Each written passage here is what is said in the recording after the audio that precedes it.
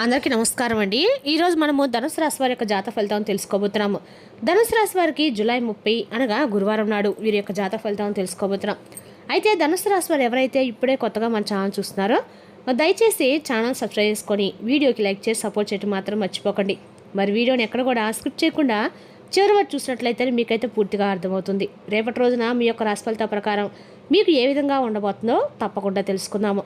మరి అంతకన్నా ముందుగా ప్రతి ఒక్కరికి కూడా ఏదో సమస్య ఉంటుందండి. సమస్యలు అంటే ఉండవు కదా. మరి ఆ సమస్యల పరిష్కారం కోసం ఎక్కడెక్కడికో వెళ్ళి జ్యోతిష్యం చెప్పించుకొని నిరాశ చెంది ఉంటే ఒకసారి మన గురువుగారిని కాంటాక్ట్ అవ్వండి. శ్రీ మైసమ్మ తల్లి జ్యోతిష్యాలయం అండి. మన గురుగారు కేరళ తాంత్రికతో స్త్రీ పురుష వశీకరణ చేస్తారు.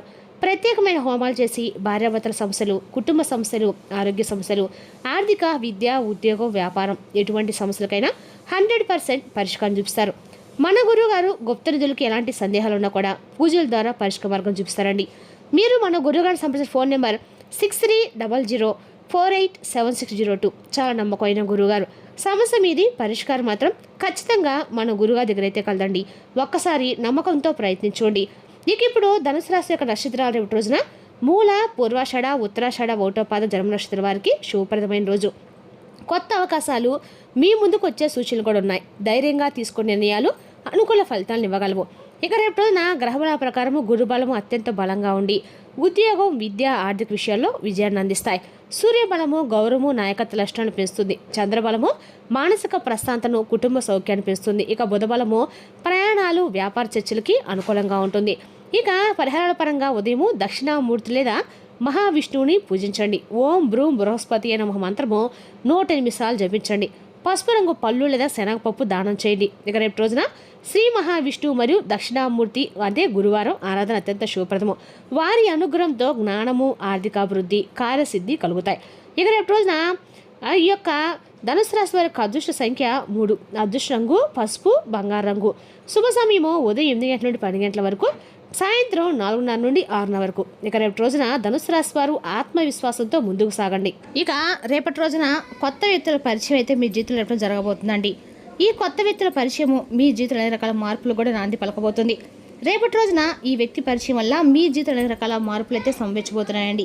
ముఖ్యంగా రేపటి వచ్చే ఫోన్ కాల్ మీ జీవితంలో అనేక రకాలు కూడా ఊహించిన పరిణామాలు అయితే కలగబోతాయి. ఊహించిన ఒక ఫోన్ కాల్ రూపంలో మీరు ఒక శుభవార్త వినవచ్చు. కాబట్టి ఇటువంటి కొన్ని తేలినటువంటి మార్పులు అనేవి మీ యొక్క జీవితంలో రేపటి కలగవచ్చు. ముఖ్యంగా చెప్పాలంటే రేపటి మీకు చాలా అనుకూలమైన రోజు అని కూడా చెప్పాలండి. అయితే అటు వ్యాపారం కావచ్చు, లేదంటే ఆరోగ్య విషయంలో కావచ్చు, అన్ని రకాల కూడా మీకు విద్య, ఉద్యోగం ఇటువంటి అన్నింటిలో కూడా సానుకూలమైన ఫలితాలు అయితే మీరు రేపటి రోజున చూడబోతారని చెప్పుకోవాలి.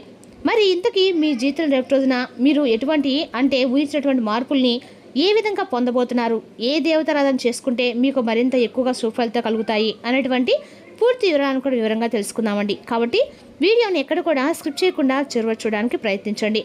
ఇక రేపటి రోజున ఈ రాశి వారికి చేసేటువంటి ప్రతి పని కూడా సానుకూలమైనటువంటి ఫలితాలు అయితే ఖచ్చితంగా దారితీసేలాగా ఉంటుందన్నమాట. ఫర్ ఎగ్జాంపుల్, మీరు ఏదైనా ఉద్యోగంలో పనిచేస్తున్నట్లయితే ప్రయత్నం చేసినట్లయితే కనుక ఇప్పుడే కొత్తగా ఏ రోజైనా ఏదైనా పని అని చెప్పి మీరు అనుకున్నా అటువంటివన్నీ కూడా మీకు తెలియకుండానే మంచి ఫలితాలు ఇచ్చేటువంటి అవకాశం అనమాట. కాబట్టి రేపటిన మంచి అవకాశాలని మీరు ఎట్టి పరిస్థితుల్లో కూడా ముందుకు రాబోతున్నాయని చెప్పి తెలుసుకున్నప్పుడు మీరు ఏం చేయాలంటే మీరు చేసేటువంటి పనుల్లో కొన్ని మార్పులు అనేవి తప్పకుండా చేసుకోవాలి. అవి కూడా ఏంటంటే వీడియో స్పష్టంగా తెలియజేస్తామండి. కాబట్టి వీడియోను క్లుప్తంగా చూడండి. మీరు ఉదయాన్నే నిద్ర లేచిన వెంటనే రేపటి రోజు సూర్య నమస్కారాలు తప్పనిసరిగా చేసుకోండి. అలాగే ఇంట్లో దీపారాధన చేసుకోండి. ఖచ్చితంగా కూడా మీ ఇంట్లో నవగ్రహ ఆరాధన చేసుకోవడం కూడా ప్రయత్నించండి. అంటే నవగ్రహ సూత్రము పఠించండి అన్న కూడా మంచిది. మీకు దగ్గరలో ఏ ఆలయం ఉంటే ఆలయాలు అనుకుంటే ఖచ్చితంగా శివాలయం నవగ్రహాలు ఉంటాయండి. నవగ్రహం సంబంధించినటువంటి శివాలయానికి వెళ్ళి ఖచ్చితంగా కూడా స్వామివారి దర్శనం చేసుకొని నవగ్రహాల చుట్టూ 11 ప్రదర్శనలు చేసుకొని ఇంటికి రండి. ఖచ్చితంగా కూడా మీరు రేపటి రోజున అన్ని పనుల విజయం అయితే ఖచ్చితంగా కలుగుతుందండి. నవగ్రహ స్తోత్ర పారాయణం ఏదైతే ఉంటుంది గూళ్ళలో చక్కగా ఉంటుందండి. కాబట్టి తీసుకొని చదువుకొని కాసేపు శివాలయంలో కూర్చొని రండి. తర్వాత అక్కడ నుంచి రావి చెట్టు కూడా ఉంటుందండి. రావి చెట్టు మొదట్లో 11 ప్రదర్శనలు చేసి చుట్టూ అక్కడ వీలైతే అక్కడ దీపం వెలిగించే ప్రయత్నించండి. అలాగే రేపు రోజున మీరు ఎం అనేటువంటి పేరుతో ఉన్నటువంటి అక్షరం ఉన్నటువంటి వ్యక్తి మీ జీవితంలో యాదృచ్ఛికంగా పరిచయం అవబోతున్నారు. ఆ వ్యక్తి మీ గతానికి సంబంధించిన వారు కావచ్చు, మీ భవిష్యత్ ద్వారా కావచ్చు. ఆ యొక్క వ్యక్తి మొదట మిమ్మల్ని పెద్దగా ఏంటంటే ఆ వ్యక్తి ఏదైనా చెప్తున్నా కానీ మీకు పెద్దగా అతని మాటలు తలకెక్కవన్నమాట.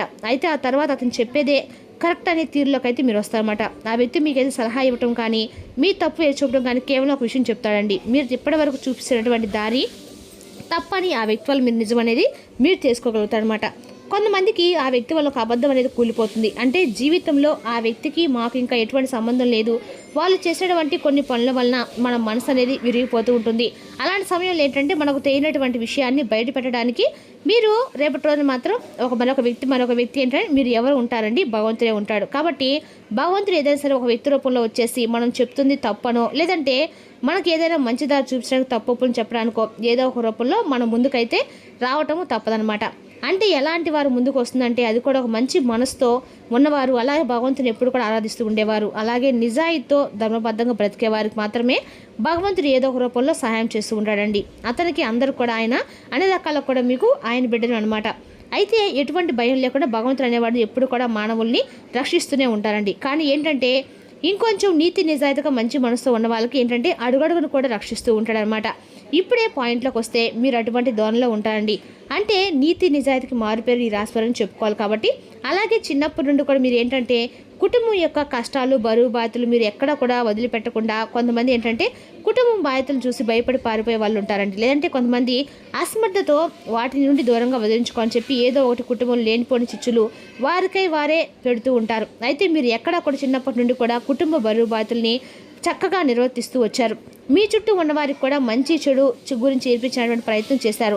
ఆపదలో ఉన్నవారికి మీకు లేనిపోని నిందలు పాలయ్యారండి. ఇటువంటివన్నీ ఎక్కడా కూడా మీరు ఎన్ని జరిగినా కూడా ఓర్పు సహనంతో ఏ జరిగినా కూడా భగవంతుడి మీద భారం వేసి మీ పని మీరు ధర్మబద్ధంగా చేసుకుంటూ పోతున్నప్పుడు ఏ భగవంతుడైనా కానీ మనల్ని తప్పకుండా కాపాడుతాడని రక్షిస్తారండి. కాబట్టి ఆ కోవకే మీరు కూడా చెందుతారు. కాబట్టి భగవంతుడు ఏంటి మిమ్మల్ని మెచ్చాడని చెప్పుకోవాలి. ముఖ్యంగా చెప్పాలంటే పరమేశ్వరుని ఆరాధన మీకు అందాక కూడా ఎక్కువగా చేసినట్లయితే మీకు మీ జీవితం అనేది పూర్తిగా మారిపోతుందండి. కాబట్టి రేపటి పరమేశ్వరు యొక్క అనుగ్రహం కోసం ప్రతి నిత్యం కూడా ఓం నమ శివాయ అనే మంత్రాన్ని పంచాక్షర మంత్రాన్ని జపించడం ప్రయత్నించండి. అలాగే రేపటి మీరు ఖచ్చితంగా కూడా మీ ఇంట్లో భగవంతుడు సాక్షాత్ మీకు ఏదో ఒక విషయాన్ని తెలియజేయబోతున్నాడండి. అలాగే రేపటి రోజున మీకు మంచి చెడుని సూచించబోతున్నాడు అని చెప్పి మనస్ఫూర్తిగా నమ్మండి. అప్పుడు మీరు చేసే మన ఇంట్లో భగవంతుడు తప్పకుండా కొలువే ఉంటాడండి. అలాగే కాసేపు 10 నిమిషాలైనా సరే శివుని నామస్మరణ చేసుకొని ప్రయత్నించండి. మీకు దగ్గరలో దేవాలయం ఉంటే దేవాలయం కాసేపు కూర్చోండి, మనస్ఫూర్తిగా స్వామివారిని వేడుకోండి. రేపటి మీరు ఖచ్చితంగా కూడా ఇలాంటి పనులు చేస్తుండండి, మీకు అందరికీ అనుకూలంగా ఉంటుందని చెప్పి భగవంతుడు వేడుకుంటే అరే పాపం మా పిల్లడు మా భక్తుడు ఈ విధంగా కోరని చెప్పేసి వందకాకుండా మీకు మేలు చేస్తాడు. అదేవిధంగా రేపటి ఈ రాశి యొక్క ఒక మాట నేను చెప్తున్నానండి, ఖచ్చితంగా వినండి. భగవంతుడు కూడా చాలా సంతోషిస్తాడండి. కాబట్టి ఈ విధంగా రేపటి మీరు చేసి చూడండి. అలాగే ఆ వ్యక్తి రాక మీకు రక్షణ, అతని మాట మీకు హెచ్చరిక. రేపటి మీకు అన్నా కూడా మీ ఇంట్లో వాతావరణం పూర్తిగా మారుతుంది, మీ మనసులో భయం తగ్గిపోతుంది, అదృష్టం నెమ్మదిగా వచ్చి అది ముందు రోజుల్లో మీకు ఇంకా డబుల్ అయ్యేటువంటి అవకాశం అయితే ఖచ్చితంగా ఉందండి. అయితే అటు డబ్బు విషయంలో కావచ్చు, లేదంటే ఇన్ని రోజుల నుంచి మీరు పడినటువంటి కష్టాల రూపంలో కావచ్చు, ఆర్థిక విషయంలో కావచ్చు, కొంచెం మార్పులు అయితే రావచ్చు. అకస్మాత్తుగా రేపటి మీకు అనుకూలంగా అండగా కూడా ఉండబోతుందని చెప్పుకోవాలి. అదేవిధంగా రేపటి మీకు అండగా అనుకూలంగా ఉంది కాబట్టి రేపటి మీ జీవన మార్పులకు అయితే దారితీయబోతుందని మాత్రం తెలుసుకోండి. అదేవిధంగా రేపటి రాశి వారికి మీకు రావాల్సిన డబ్బు కూడా తిరిగి రేపటి వస్తుందండి. అదేవిధంగా రేపటి మీరు దక్షిణామూర్తిని మహావిష్ణువుని పూజించండి. అదేవిధంగా రేపటి రోజున ఈ యొక్క ధనుసు రాశి వారు ఆత్మవిశ్వాసంతో ముందుకు సాగండి. పెద్దల యొక్క సలహాలను గౌరవించి నిర్ణయాలు తీసుకుంటే విజయావకాశాలు మరింత పెరుగుతాయి.